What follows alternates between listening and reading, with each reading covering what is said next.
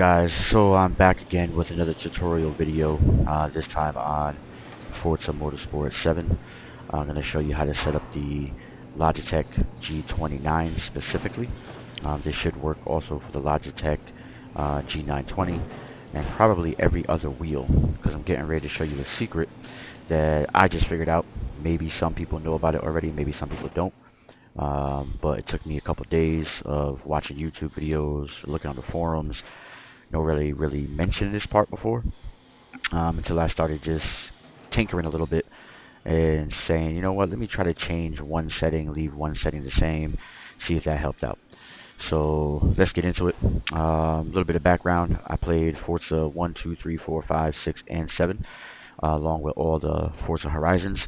Since I got rid of my Xbox 360, Xbox One, and PlayStation 4, I kind of got away from console gaming. I'm now into PC gaming. But Forza 7 is also on PC, so I decided to jump back into it. You know, try to familiarize myself with the Forza franchise again, now that I have the G29 wheel as opposed to a wheel with no force feedback, and see, you know, the difference going to change. Now, Forza has made many strides to correct their force feedback, improve their force feedback. In doing that, I think they created an abundance of settings that make absolutely no sense to the average user.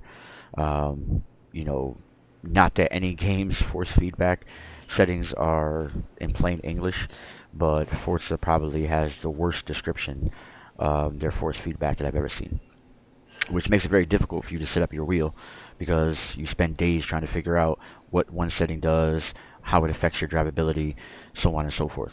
And then once you get all that right, you're still like, damn it, it's something's still wrong. I can feel it. Something's just not right. And then you go and you start messing with the vehicle steering settings and totally screws everything up. And then you go and say, oh, maybe it's because I need to put on simulation and keep it off normal. I can tell you rule number one: do not take the steering option off of normal. Simulation, from what I've read, from what I've heard, from the videos I've watched, and my own playing experience, is strictly meant for the gamepad. It's meant for the Xbox controller to give you a simulated wheel experience while using the pad. If you use simulation steering on a wheel, probably no matter what wheel you use, unless you're drifting, the wheel is way too sensitive. You cannot control the rear end of the car. You're going to spin out, slide around. Maybe some people have success with it, maybe some people don't. In my case, simulation steering is just horrible unless you're driving a front wheel drive car. So now that that's out of the way, you're probably wondering, okay, what's the secret? Just get into it already, right? So I'm going to show you in the Logitech G29. If you don't have it, you should have it. I use Logitech G Hub, and I have the Logitech gaming software on my PC as well. So I'm going to show you this setting here on the Logitech gaming software. And this setting is most important. Once you open up this profiler, I have my default profile set up specifically for Forza 7. The reason why is because, for whatever reason, Microsoft's retarded and they don't give you access to the exe file for Forza 7. It's locked away in some secret little Windows application vault that you can't have access to, and to get access to it is more complicated than Forza's force feedback setting. So, set it as default. One thing you're going to want to do is you're going to want to double click on the steering wheel. Now, you see mine is set at 50, and it says sensitivity. I have this set at 100 for every other racing game that I play, whether it's Dirt, whether it's Dirt Rally, Dirt 2.0, you know, Gran Turismo, when I had PlayStation 4, even Race Room, Assetto Corsa Competizione, along with many others. So, in that regard, I'm like, why should I change it? It's set at 100, it works for every other game, and 100, you want 100 max sensitivity. Why do I want the sensitivity of my wheel to be slower? Because now it's going to turn slower. That's what my frame of thought was the entire time I was playing with these damn force feedback settings in Forza 7. And something occurred to me. I said, let me just try something real quick.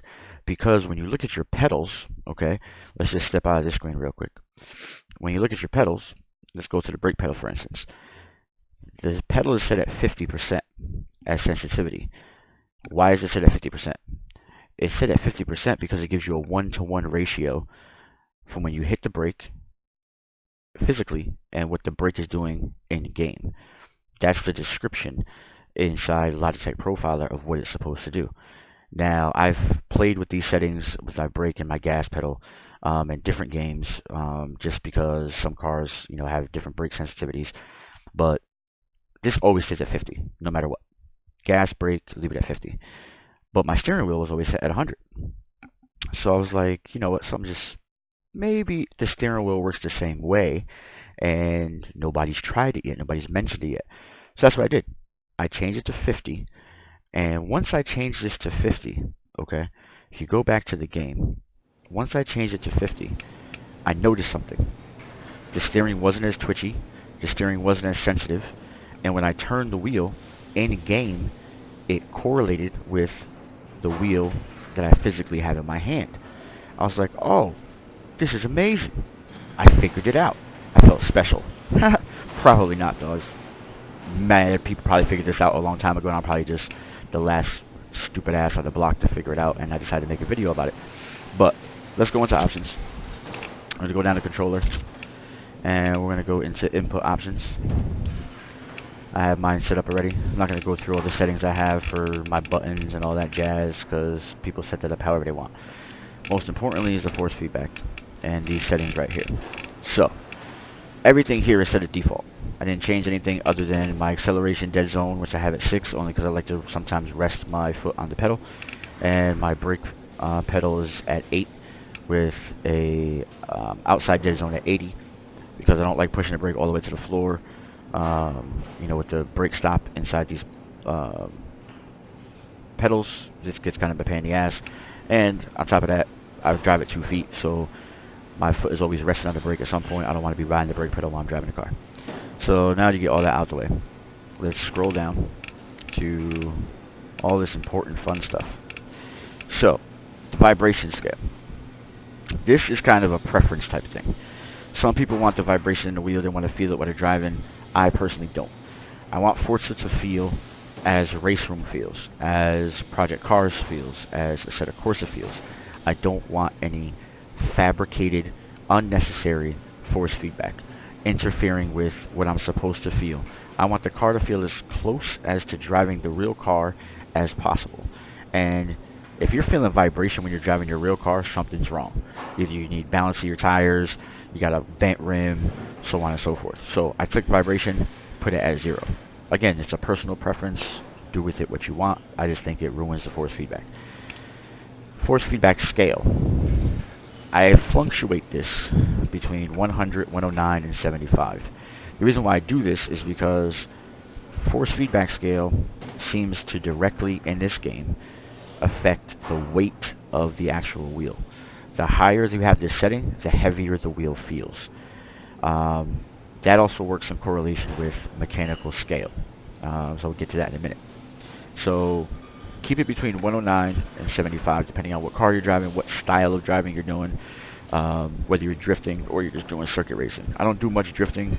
I'm probably going to start doing that a little bit, but for right now I'm not doing much drifting. The aligning torque scale. I don't really know what this does, to be honest. Forza says it scales the overall aligning torque coming from the combined mechanical and pneumatic trail. English, no clue. In Forza terms, probably has some kind of special force feedback. We spent tons of money trying to get this thing to work. I keep this at 110. Now the mechanical scale down here, I fluctuate this between 20, 25, and probably maybe 50 is the highest I would go. Now with the mechanical scale, trail scale, if you have this set low, the wheel is lighter. You also feel less movement when you're driving. So if I'm driving and I'm taking a corner, those tires have a tendency with this set high to steer with the road. You don't necessarily want that all the time, especially if you're driving a high horsepower car, because that can make the back end of the car kick out. So I kind of keep this at 20. The pneumatic trail scale, I keep it at 120. For road feel scale, this is another one. It creates false force feedback. Try not to have it too high. I have it set at 40 because some tracks they're completely flat, so you don't feel anything when you're driving. So between 40 and 50, maybe even as high as 75, you know, you want to put it, that's fine. I have mine set at 40, works fine for me. Load sensitivity, this is another one of those settings that I played with for days. I had it set at 25, had it set at 50, had it set at 100, had it at 75. I couldn't tell what the hell it was doing, to be honest. It wasn't, to me, it wasn't smoothing out the aligning torque. It wasn't doing anything. So I just turned it all the way to 0. You do not want any damper scale with the G29 and the G920. The way the Logitech wheels are set up internally, this damper scale is not needed from what I've read. You can put it on if you like. It may give the wheel a little bit of a heavier feeling. I keep it all the way at 0, and to be honest, it doesn't make the wheel feel that much lighter due to the force feedback setting and the mechanical trail. So center spring, I keep it at 20. That really doesn't make that much of a difference. And dynamic damper behavior, again, another one where with this particular wheel you don't need it. So those are my settings for this particular wheel. Steering sensitivity inside this particular part of the game you don't need to worry about. Steering linearity, keep it at 50. That's going to give you a 1-to-1 ratio. So now you notice on my Logitech profiler, if we go back, the degrees of rotation is at 900. You'll go on the forums, you'll go on the internet, and you'll see people with this damn number all over the place. It'll be at 900, it'll be at 720, 640, 540. Keep it at 900. The game should automatically change the degrees of rotation depending on what game you are, what car you are driving. And I've seen that be the case. So keep it at 900. If you want to put it at something lower, I would say don't go any lower than 720. Any lower than that, and the minute you turn the wheel, the car is going to go apeshit, and you're going to be pissed off and say, oh, this game sucks, and I can't even drive the car, blah, blah, blah. It's still not the best simulator by any means, driving a wheel. I don't think this Forza Motorsport 7 was set up for wheel users. I think it was targeted as a game for people who play with a controller, because that's their main base, are people who play with controllers. Even during the competitions, they have on esport competitions, a lot of these guys are playing with controllers. They're not playing with the wheel. So that should tell you something. It does have wheel support, but the wheel support is not great. It's still not great.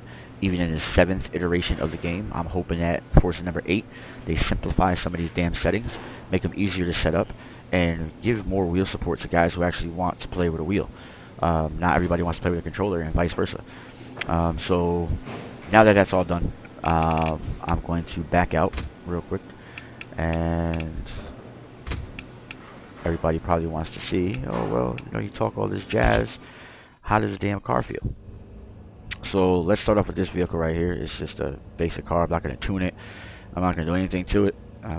One thing I do want to make sure is that no other cars are here with me. So, okay, that's it. So we are in Prague. So let's go to Prague. Let's start the race. So you'll see I'm going to keep it in the cockpit view. I drive in the cockpit view sometimes, and sometimes I don't, just for the simple fact that driving in cockpit view sometimes,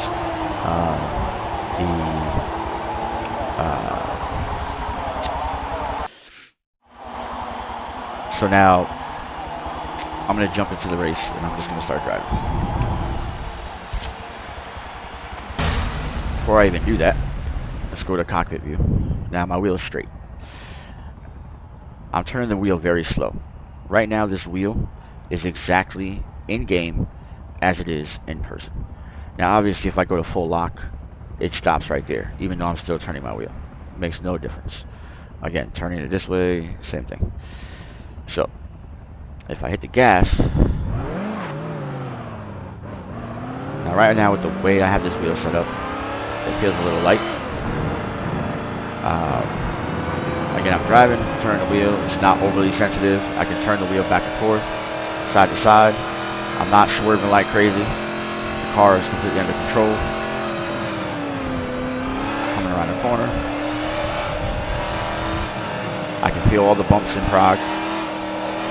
Not that I'm missing out on anything. So what I'm going to do now is I'm going to stop talking. I'm going to go ahead and do a couple laps, maybe 1 or 2 laps in this car, switch to a couple different cars so you guys can see it's kind of uniform. Doesn't matter which car you're using. These settings should work for every car. Alright, again, enjoy the rest of the video. Let me know what you think, comment down below. And again, like and subscribe, show me some love. I got a couple more tutorial videos I'm getting ready to make. One with Project Cars 2, same wheel. Another one with Assetto Corsa, and I'll do one with Assetto Corsa Competizione. Alright, peace.